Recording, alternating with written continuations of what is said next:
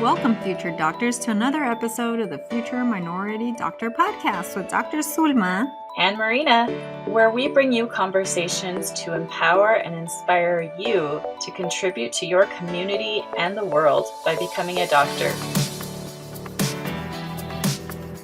Welcome back, future doctors. Thanks for joining us for this episode of Future Minority Doctor podcast. Today, I'm so pleased to have a guest with us. Her name is Wumi Oladipo, and she is originally from Oakland, California, grew up there, and then decided to get a little bit away from her family by going to Southern California for college. She went to UC Riverside and majored in psychology, and she eventually made her way to medical school. Congratulations, Wumi. We know how hard that is.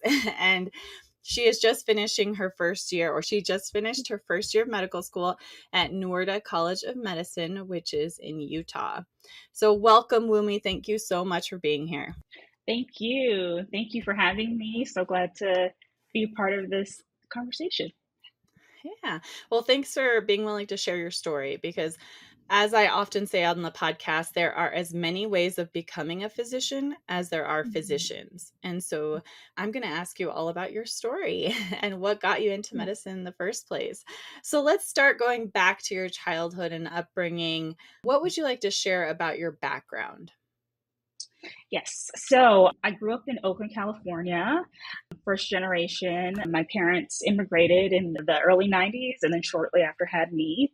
And grew up low income and had some struggles there. Came from a single parent home. My mother is mainly the one who raised myself and my younger sister, and was really adamant, despite the cost, really adamant about education and making sure we were getting quality education, and really set that foundation for not only myself, but for my younger sister as well. Excellent. And of course, we know how important education is in the process of becoming a doctor. When do you remember first thinking in your life, hey, maybe I want to be a doctor. Maybe this is something I want to explore? So my mom, she's been a CNA for 25 plus years, and I saw her in and out of the hospital the majority of my life. And that kind of planted the seeds a little bit about going into something healthcare related. But what really made me want to explore going into medicine was when my sister was diagnosed with thyroid cancer when I was about 9 or 10. She was about 7 or 8. And having that experience and seeing her physicians kind of come together, my pediatrician and her endocrinologist come together, was really inspiring, because they really helped myself and my family, because I oftentimes was like the kind of the proxy to kind of explain things to my mom and explain things to my sister. And seeing the compassion that her healthcare team provided to not only my sister, but to my family, was kind of the catalyst that made me want to explore a career in medicine. But then another thing, throughout that experience, I noticed that no one looked like me. Like, no one from her healthcare team looked like me. And I mean, also being like 10 or 11, I didn't think too much about it, but I did notice. And I was just like, that's odd, like, why is that? And so I fast forward, went to high school, went to college, and then started off pre-med. I was a biochem major. And then I think after my first year, when I took my first psych class, I was like, I kind of am interested in psych. And I'm thinking, like, maybe I'll get a PsyD, or like just become like a clinical psychologist. And then my last year of college, I decided I changed my mind again. That's and okay. It was like, no, I, you know what? I still think medicine is like calling me, and I want to pursue it. And from then on, after I graduated, and me kind of focusing on getting into med school. Excellent. I love that you're transparent about that little bit of, detour in terms of you thinking that, oh, maybe I want to do this, maybe I want to do that, maybe that again, because I think that's so common for people in college. Very few people start off college and just know right off the bat what they want to do. It requires exploration. It requires thinking. It requires gaining experiences to really solidify that decision. And for some people, it takes a year. And for some people, it takes 4 years or gap years. And all of that is okay. Everybody's journey is going to look a little different. But I'm glad that you listened to that inner calling, because I hear that a lot from students that I mentor. And I experienced that myself, that there was this inner calling that I felt to medicine. And I don't know exactly how to explain that. You know, you can view it from a spiritual perspective, you can view it from an intuition perspective, you can view it from a psychological perspective. But I'm so glad that I followed that dream and that inner calling, and I'm glad you did too. So tell us a little bit about, what was college like for you? What was it like being a psychology major? I always refer to college as like the best and the worst time of my life. Yeah. Honestly. I think it was just a time for me. Well, a lot of growth, honestly, a lot of growth, just being away from my family, figuring out, being more independent, Yeah. kind of the life skills that I gained. And I think, you know, it was very difficult, and also just like, okay, budgeting and like, how am I going to feed myself Yeah. and all of those things.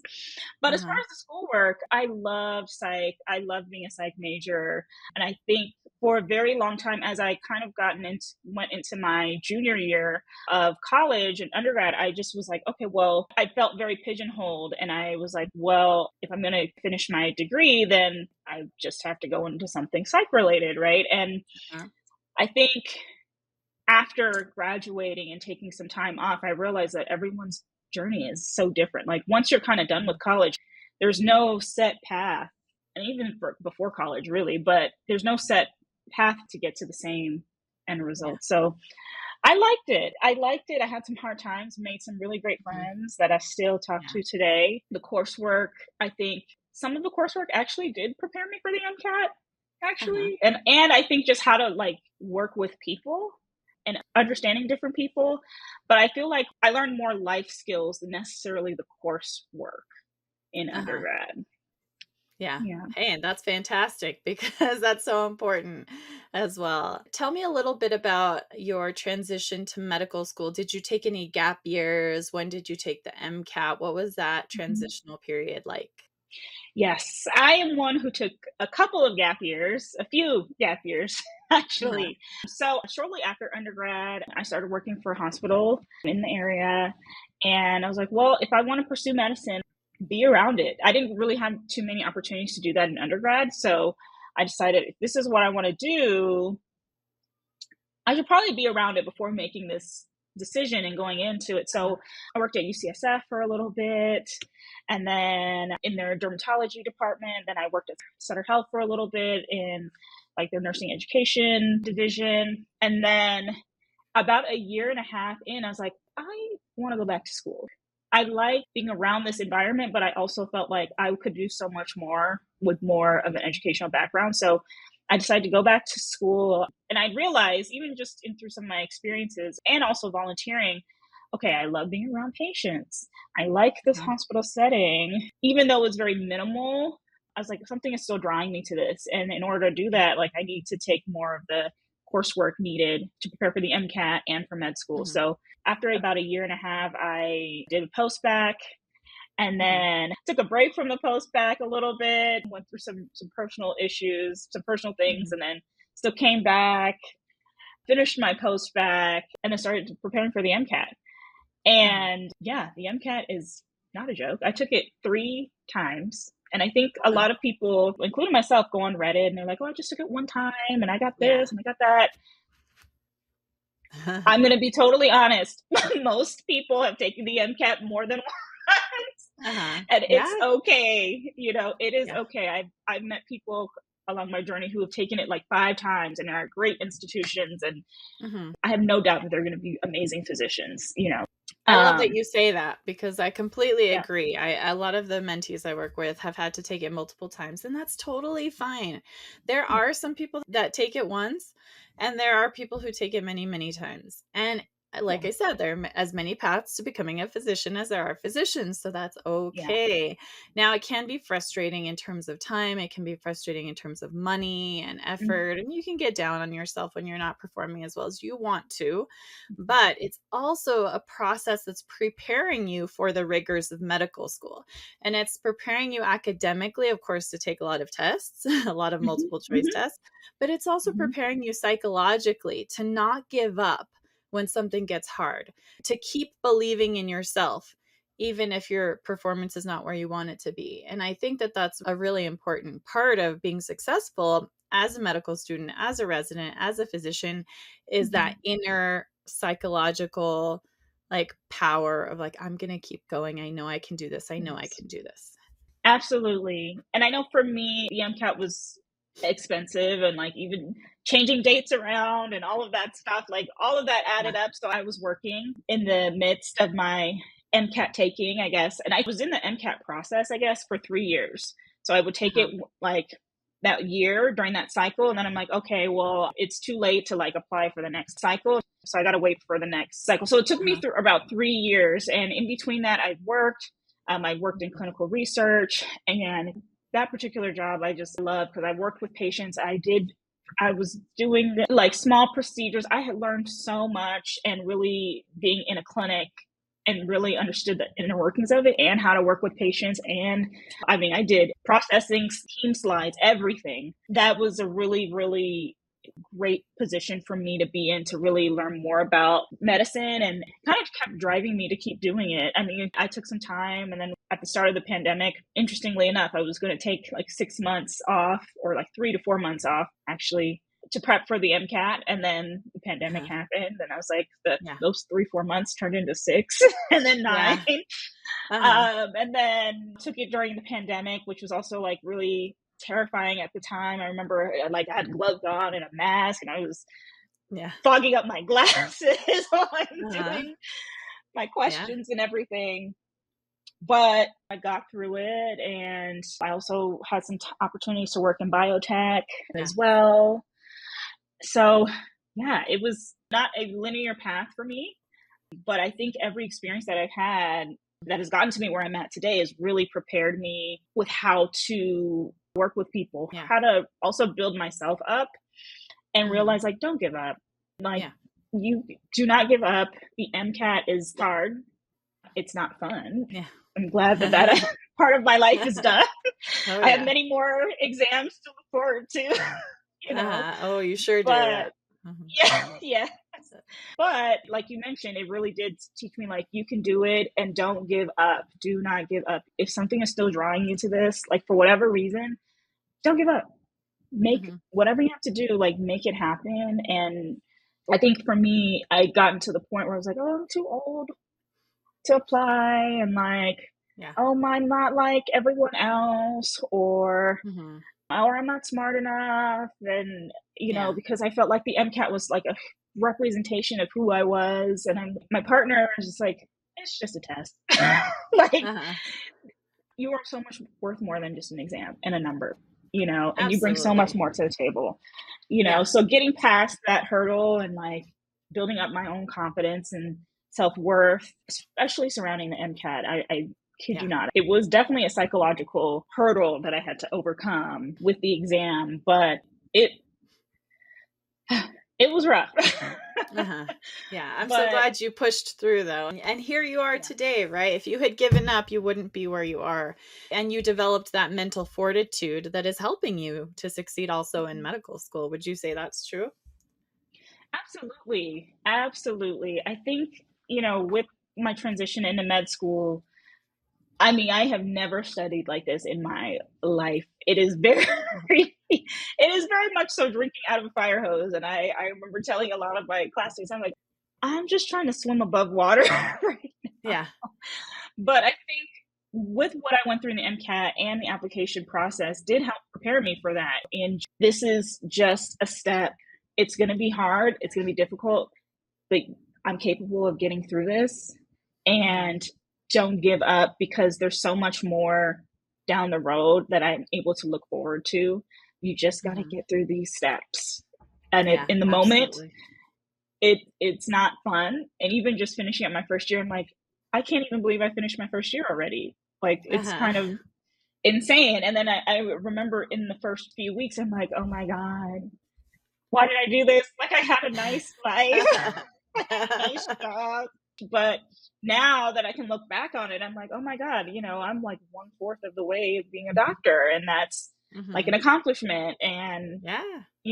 it's a journey. But I Uh-huh. think the biggest thing is just don't give up. Do not give up. It's Uh-huh. hard, but push through.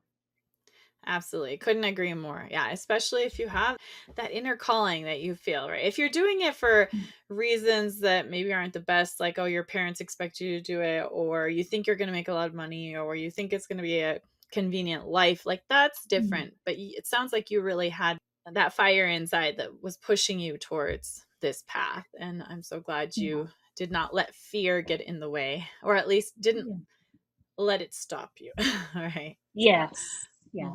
Yeah.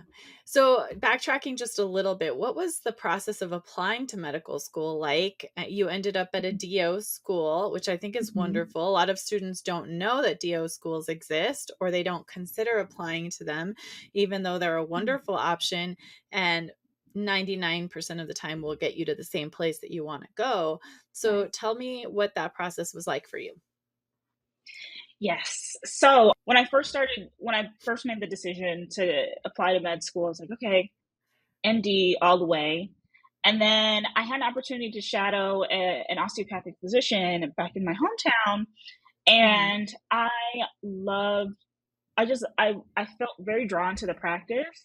And I felt like the way it kind of almost is like the future of medicine, right? I think a lot more patients now are more knowledgeable and wanting medicine that is more integrative and more holistic. And that's what kind of drew me. My experiences with a DO physician and shadowing him is what drew me to going into a path in osteopathic medicine. And having this OMM component is like another piece of my toolbox that I can use when helping patients. And I think for me, when I was applying, I originally applied to all MD schools and then reapplied after I'd shadowed at a DO and just applied to DO schools. And because I loved and was super passionate about just OMM, the way and the approach to medicine is something that I didn't realize it at the time, but something that I've always been really interested in. And just looking at looking at people from a whole patient approach. And so far, I've really loved it. I think there's definitely like OMM and like learning those techniques. And I use them on my partner now. And he's just like, whoa, But I think also just learning how to take in all pieces of the patient in their treatment and in their care is just like another added thing that I can give to my future patients. Yeah. Wonderful. Wonderful. For students who might be listening and they're not sure about the differences between DO medical school and an MD medical school, you mentioned something called OMM, which is osteopathic manipulative. Is it medicine? Yes. Tell us what it is. Yes. Yes. So OMM or OMT, which is osteopathic medical treatment, it's built around our approach of using your hands in order to help treat patients. So it is somewhat similar to PT or physical therapy, but we learn different techniques and the integration between those techniques and how it can affect the body and kind of harnessing the body's own ability to treat various issues.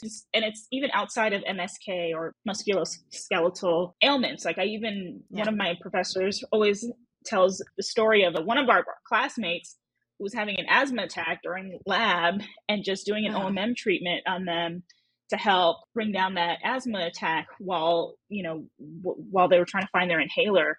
There's so many different ways you can use it, not just in MSK avenue, but it is really built around the tenet of understanding the anatomy of the body and using your hands and listening to the body and using the body to harness its ability to heal itself.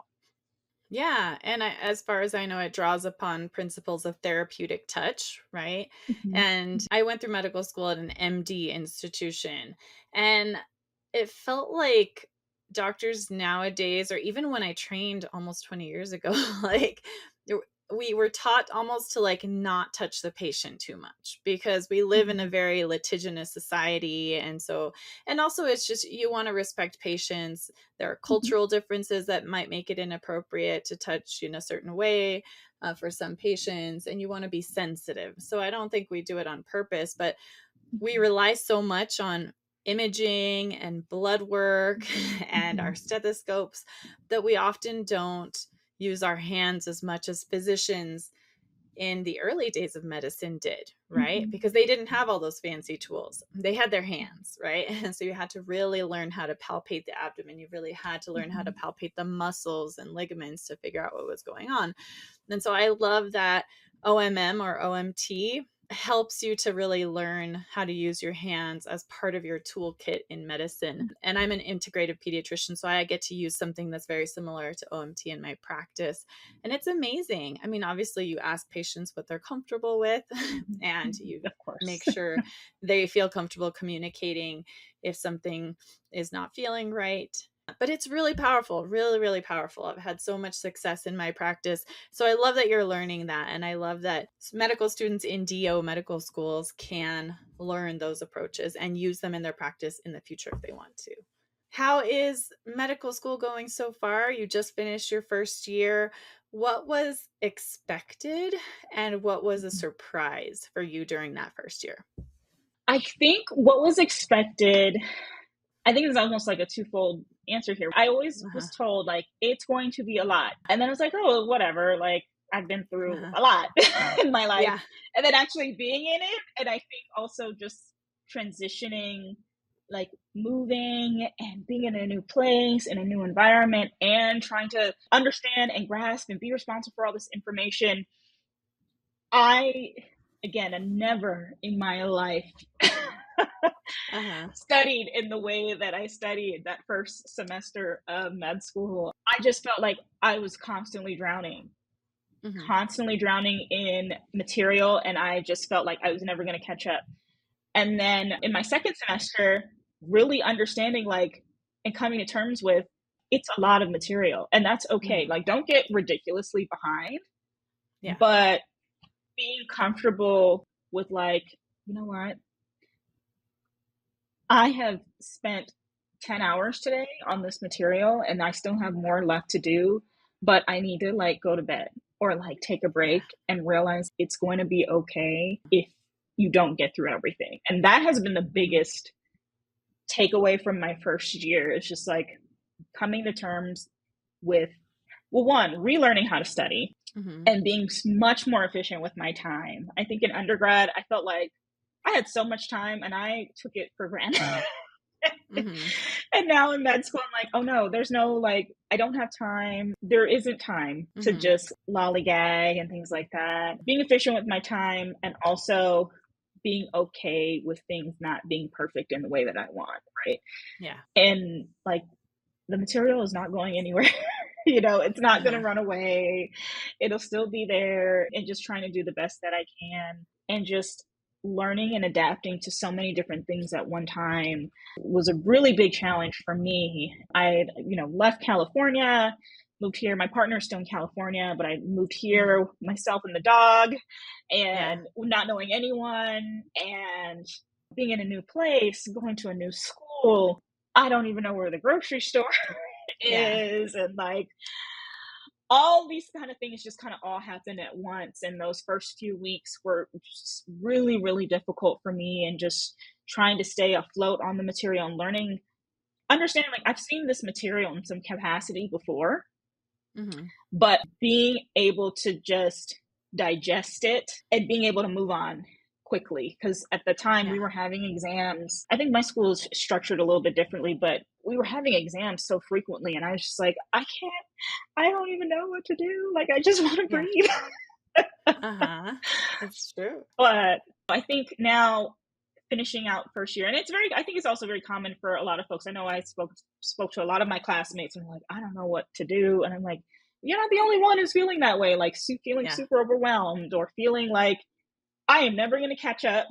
And I feel like I am just floating just Yeah. trying to make it through the next day. Sometimes even the next hour. Yeah. I would say the vast majority of medical students feel like that, especially during the first 2 years. It can be quite Yeah. overwhelming. There are those rare exceptions that just have a photographic memory or something, but I would say the vast majority feel like that. And it can be very isolating because you can feel like you're the only one feeling like that. You can feel like you're the only one struggling. You feel sometimes shame opening up to professors or to classmates about feeling so behind or feeling so overwhelmed. But really, I think the more students just open up to each other about those honest experiences, the less alone you feel. And therefore, the more supported you feel. And you're like, okay, everybody else feels this way. They're just putting one foot in front of the other. I can put one foot in front of the other and just keep going. Right. Absolutely. That resonates so much for me. I think with my upbringing, you kind of like suffer in a silence. Yeah. And I think once I started to really open up to some of my colleagues, my classmates, I realized like, I'm not the only one. And like, we can do this together and we can hold each other accountable. And it really has been a great sense of support for me, especially throughout that first semester and just figuring out like, how do I study for med school? And like, what works for me? Do I want to use Anki? Do I want to use first aid? Do I want to use, there's so many resources and what's going to work best for me. But now that I'm on the other side, I feel like I've grown so much. I feel like I can go into my second year, at least with a decent foundation, you know, and knowing like, okay, well, I know what works for me as far as studying. And I kind of know what to expect in terms of coursework. I know it's going to be a lot. It's probably going to be even more now with like board prep. So it's been definitely a learning experience. Yeah. Speaking of the future and what's to come, I know you haven't done your clinical rotations in medical school yet, but do you have any idea at this point about what kind of doctor you want to become? Yes, I've got some ideas. I'm either thinking derm or emergency medicine, or I've been kind of teetering with ophthalmology a little bit. All very different, completely different specialties. But that's kind of what I'm thinking right now. But of course, you know, once I'm kind of in clinicals and getting more of that hands-on experience, that who knows, it could change in years 3 and and 4. that's totally fine. Yeah. Just curious. All right. Yeah. And then last question. Do you have any advice for younger people who are maybe a few years earlier in their process, maybe struggling through their pre-medical courses or trying to figure out what they want to do during their gap years, or maybe trying to get through the MCAT? Any advice for them or for a younger version of yourself when you were in those places? Yes. I think the biggest advice I would tell myself is believe in yourself. You can do it. Yeah. I think that despite having a multitude of barriers, I think my ability to overcome them has made me so much stronger and unique, even in my interactions with patients and interactions with my classmates and professors. That's the biggest thing I would tell myself. I think if I believed in myself early, like really believed in myself, I think I would have had maybe less internal struggles, I guess. But I think the biggest thing for people who are interested in this journey, one, do it for the right reason. Don't do it for the money. Like, there's so many easier ways to make money. Honestly, you will be miserable. It doesn't make sense. Like, do it for the right reasons. And I know for me, it's always been when I was a kid and my sister was getting surgery for thyroid cancer and everything, I wanted to see people who looked like me. And I remind myself of that when I'm like, I got to study for this exam. And I don't want to do it. I'm like, remember, you want to be the change. Be the change that you want to see. As far as the MCAT, like, it's just a part of the journey. I think it's not fun, but it is, you have to get through it. You have to. There's no workaround for that. And I think the biggest thing is finding what works for you. And for me, I knew that I just need to sit down for 6 weeks, go through my coursework and take the MCAT. Like no working, no other coursework. And I know that that's what works for me. I think finding what works for you and also just believing in yourself, despite whatever things kind of come your way, is going to be what sets you apart, not only as an applicant, but also as a med student and as a future physician. There's so many things I feel like those are like the soft skills. I think you can be a straight A student. I wasn't, you can be a straight A student, but like not be a great people person or whatever. And I think that there's so much more than just academics. You're so much more than your academics or your MCAT. And I think recognizing that kind of helps me push through and just realize it's just a piece to the puzzle, but it's not a full representation of who I am as a person and who I want to be as a future physician. I love that. I think what a perfect ending. Yes, you are so much more than a test score or a grade or something on paper, right? Because your future patients are not going to walk in as a multiple choice question, right? No, they don't come with a multiple choice question pasted on their forehead, right? They come in as a whole human being, needing a listening ear, needing compassion, needing understanding, needing someone who will advocate for them, all of those things. And those are never reflected in an MCAT score, right? So I love that you say that. Thank you so much, Wumi. Thank you for sharing your story, the ups and downs of your journey, and for sharing the wisdom that you've gained so far in your journey to help inspire and empower other pre-medical students who are on their path to medical school. And thank you to our audience for listening. Thank you.